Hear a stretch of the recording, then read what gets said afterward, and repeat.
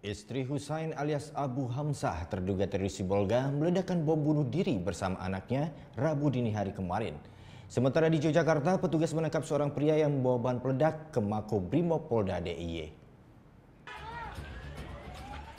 Rabu dini hari, dua ledakan keras kembali terjadi di rumah terduga teroris Husain alias Abu Hamzah di Sibolga, Sumatera Utara. Ini merupakan bom kedua yang diledakkan oleh istri Husain alias Abu Hamzah. Dari keterangan Karopenmas Polri, akibat ledakan ini istri dan anak Husain tewas. Dua ambulans telah berjaga di rumah Husain. Polisi pun mengimbau masyarakat menjauh dari lokasi ledakan.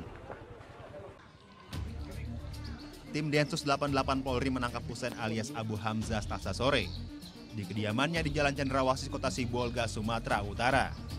Ia diduga anggota jaringan Jamaah Ansharud Daulah JAD yang berafiliasi ISIS. Saat penangkapan juga terjadi ledakan keras dari rumah hingga menyebabkan satu petugas terluka. Di dalam rumah tersebut ada istri dan anak Husain. Total di Sibolga ada 3 orang terduga teroris yang berhasil ditangkap. Dan ini merupakan pengembangan dari penangkapan seorang terduga teroris di Lampung 10 Maret 2019 lalu. Dari peta kita, memang cuma 3 orang yang ada di Sibolga, itu jaringan dari Lampung ini.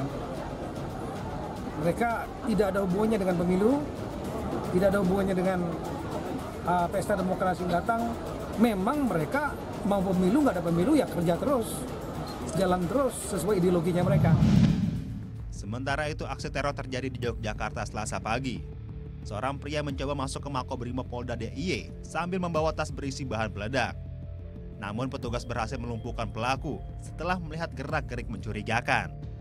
Pria tersebut bernama RM, Resi Dipoyono, warga Prambanan, Sleman, Yogyakarta.